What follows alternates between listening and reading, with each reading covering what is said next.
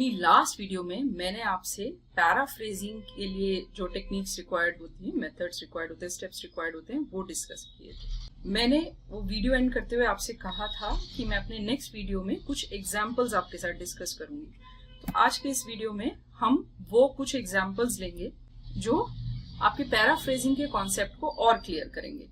यहाँ बहुत शोर है तो मैं वीडियो ऑफ करके सिर्फ ऑडियो रिकॉर्ड करती हूँ। सब एग्जाम्पल्स आइल्स एसे से लिए गए हैं। अपना पहला एग्जाम्पल लेते हैं। In today's digital age anyone with a smartphone can capture and share photographs. तो इसको मैंने कैसे चेंज किया, इन द प्रेजेंट टेक्नोलॉजिकल या डिजिटल भी कह सकते हैं, एरा माने दौर होता है, आज की, प्रेजेंट, करेंट। तो इन टुडेज डिजिटल एज को मैंने कर दिया in the present technological era. तो क्या किया यहाँ पर मैंने, सिनोनिम्स का यूज़ किया। सिनोनिम्स क्या है, सिनोनिम्स बिल्कुल ठीक है। ये taking and circulating pictures is remarkably easy for any smartphone user. देखिए जो आपको क्वेश्चन दिया हुआ है उसमें यही बात की गई है कि कोई भी जिसके पास स्मार्टफोन है वो फोटो कैप्चर कर सकता है और शेयर कर सकता है। तो कैप्चर के लिए मैंने टेकिंग वर्ड का यूज़ किया, शेयर के लिए सर्कुलेटिंग, दोनों वर्ड्स ठीक है। इज रिमार्केबली ईजी, यहाँ पर एक स्ट्रेस, क्वेश्चन में भी एक सॉर्ट ऑफ स्ट्रेस है इस बात पे कि कोई भी यूज़ कर सकता है, एनीबडी। तो मैंने रिमार्केबली वर्ड को ऐड करके उस स्ट्रेस को मेंटेन किया है, उस एम्फेसिस को बेसिकली मेंटेन किया है। और वो मेंटेन होना चाहिए क्योंकि हमें कोर एसेंस जो है सेंटेंस का वो कोशिश करनी है कि वो बिल्कुल भी ना बदले। ठीक है, remarkably easy for any smartphone user. Remarkably माने सिग्निफिकेंटली ईजी, या फिर मैं ये भी लिख सकती थी सिग्निफिकेंटली। रिमार्केबली थोड़ा सा स्ट्रॉन्ग वर्ड होता है, इसका मतलब होता है आउटस्टैंडिंग, कुछ एक्स्ट्रा ऑर्डिनरी तौर पे अगर कुछ हो सकता हो। ठीक है, यहाँ पर आप एक और काम कर सकते थे, in the present technological digital era, इसको आप लास्ट में भी ला सकते थे। कैसे कर सकते थे, taking and circulating pictures is remarkably easy for any smartphone user in the present technological era. वो भी हो सकता था, सीक्वेंस ऑफ वर्ड्स बदल सकता था। ठीक है, तो सिनोनिम्स तो हम अमूमन हर केस में यूज़ करते ही हैं। सो हमने क्या किया है, कोर एसेंस जो है सेंटेंस का उसको मेंटेन किया है, उसको प्रिजर्व किया है, पर साथ ही साथ हमने वर्ड्स का ऑर्डर चेंज कर सकते हैं हम, it is up to you, और ना भी चेंज करें तो भी इस केस में ठीक है। एक और एग्जाम्पल लेते हैं, अभी आइल्स का है। Everybody should donate a fixed amount of their income to support charity.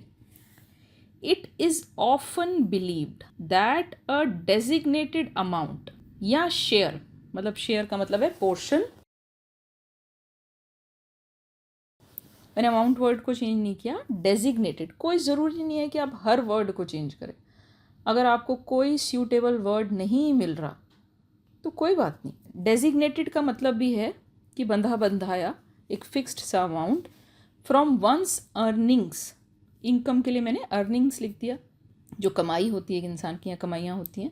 Should be directed towards, donate के लिए मैंने डायरेक्टेड टूवर्ड्स लिख दिया।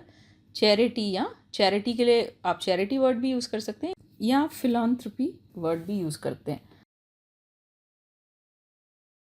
अब इसमें देखिए एक चीज़ देखिए, सिनोनिम्स के साथ साथ everybody should donate a fixed amount, ये किसी का ओपिनियन है। तो हम अक्सर जो लोग आइल्स ऐसे राइटिंग जिन्होंने किया है वो जानते होंगे कि मैंने इसकी शुरुआत इट इज़ ऑफन बिलीव्ड से क्यों की है, but now I am more focused on the rest of the sentence. तो एक और काम हमने किया है, हमने एक्टिव वॉइस को पैसिव में बदल दिया है। One's earnings should be directed, right, तो ये पैसिव हो जाता है। आई होप आपको समझ आ रहा होगा। अगर आपको लगता है कि हमारा वीडियो फास्ट है तो आप थोड़ा सा पॉज भी कर सकते हैं बीच में। Many doctors are concerned about the high use of computer games by children and young people. तो देखिए इसको हम कैसे चेंज करेंगे। Physicians are apprehensive regarding the rise in computer-based gaming among young people and children. By young people and children भी हो सकता है। फिजिशियंस, फिजिशियन ये डॉक्टर का सिनोनिम हो गया। सभी डॉक्टर्स फिजिशियन नहीं होते, पर सब फिजिशियंस डॉक्टर्स होते हैं। कैसे, आप मुझे कमेंट्स में बताइए। तो एप्रीहेंसिव है, कंसर्न के लिए मैंने एप्रीहेंसिव वर्ड का यूज़ किया है। कंसर्न होता है वरिड, एप्रीहेंसिव भी होता है थोड़ा सा वरिड की कुछ गलत ना हो जाए, है ना। Regarding the rise in computer based gaming, हमने कंप्यूटर गेम्स को कंप्यूटर बेस्ड गेमिंग कर दिया। देखिए थोड़ा स्मार्टली इसको चेंज किया है। किन में? Among young people and children. इन्होंने लिखा है use of computer games bye children and young people. तो मुझे यूज़ शब्द ठीक नहीं लगता, लेकिन खैर ठीक है। एक और तरीके से हम इसको चेंज कर सकते हैं, physicians have been raising concerns regarding the rise in computer based gaming among young people and children. ये थोड़ा सा, बाकी सब सेम है, बट मैंने यहाँ पर हैव बीन रेजिंग कंसर्न्स कर दिया है। देखिए यहाँ मैंने टेंस को चेंज किया है, बट मुझे नहीं लगता इसमें कोई बुराई है, क्योंकि एसेंस सेम है। सेंटेंस का जो बेसिक मतलब है वो सेम है।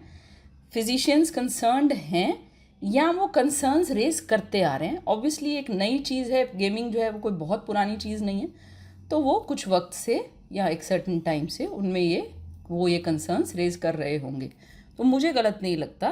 तो ये भी एक तरीका है, आप चेंज कर सकते हैं। ठीक है, टेंस चेंज करना नहीं चाहिए। कई टीचर्स मुझसे अग्री नहीं करेंगे, पर मुझे इस केस में, इस पर्टिकुलर केस में कोई गलती नहीं लगती। सो यहाँ पर ये वीडियो बहुत छोटा सा मैंने बनाया है। आई एम श्योर आज आपने कुछ इम्पॉर्टेंट लर्न किया है और कुछ गलतियाँ अब आप अवॉइड कर पाएंगे। यहाँ मैं आपको याद दिला दूँ कि हमारे चैनल पे इसके अलावा भी बहुत सा कंटेंट है, बहुत सा यूज़फुल कंटेंट है, मुझे कहना चाहिए। हमने उस सारे कंटेंट को मल्टीपल प्लेलिस्ट में डिवाइड किया है। हम आपको ग्रामर और वोकैबुलरी सिखाते हैं। ये आपकी मदद करते हैं अपनी लैंग्वेज को एक्यूरेटली लिखने और बोलने में। इसके अलावा हमारे चैनल पर ये प्लेलिस्ट है from novice to pro, building strong writing and speaking skills. यहाँ हम आपको बेस्ट प्रैक्टिसेस सिखाते हैं जो आपकी मदद करते हैं इम्प्रेसिवली और इफ़ेक्टिवली राइटिंग और स्पीकिंग करने में। इसके अलावा हमारे चैनल पे पर्सनालिटी डेवलपमेंट थ्रू कम्युनिकेशन करके एक प्लेलिस्ट है। इस प्लेलिस्ट में वो वीडियोस हैं जो आपको सिखाते हैं कि कैसे आप अपनी कम्युनिकेशन को ऑप्टिमाइज कर सकते हैं। देखिए पहला स्टेप है कि आप लैंग्वेज सीखते हैं, आप ग्रामर और वोकैबुलरी ठीक से सीखते हैं, लैंग्वेज को एक्यूरेटली लिखते हैं। सेकेंड स्टेप है कि आपकी राइटिंग और स्पीकिंग थोड़ी इम्प्रेसिव हो जाती है। वो टिप्स हम आपको देते हैं from novice to pro, building strong writing and speaking skills वाली अपनी प्लेलिस्ट में। इसके सभी वीडियोस इंग्लिश में हैं। उसके बाद जो नेक्स्ट स्टेप है कि कैसे आप अपने कम्युनिकेशन को ऑप्टिमाइज कर सकते हैं, उससे रिलेटेड जो वीडियोस हैं वो सब के सब पर्सनालिटी डेवलपमेंट थ्रू कम्युनिकेशन हमारी इस प्लेलिस्ट में है।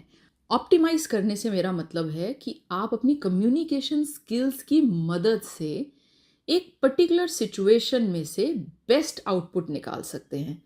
ये प्लेलिस्ट आपको सिखाती है कि कैसे आप अपनी पर्सनल लाइफ को पीसफुल और प्रोफेशनल लाइफ को पीसफुल करने के साथ साथ उसमें ग्रोथ इंश्योर कर सकते हैं। इसके अलावा आपको हमारे चैनल पे आईएलटीएस से रिलेटेड बहुत सा कंटेंट मिल जाता है। आप अभी जाइए और हमारी इन प्लेलिस्ट को ब्राउज कीजिए। अगर आपको हमारा मटेरियल यूज़फुल लगता है, and I can assure you हमारा मटेरियल यूज़फुल है, तो आप हमारे वीडियो को लाइक कीजिए, अपने कमेंट्स छोड़िए, अपने दोस्तों और फैमिली मेम्बर्स के साथ शेयर कीजिए। हम आपसे जल्द ही मिलेंगे अपने नेक्स्ट वीडियो के साथ। Bye bye, see you soon.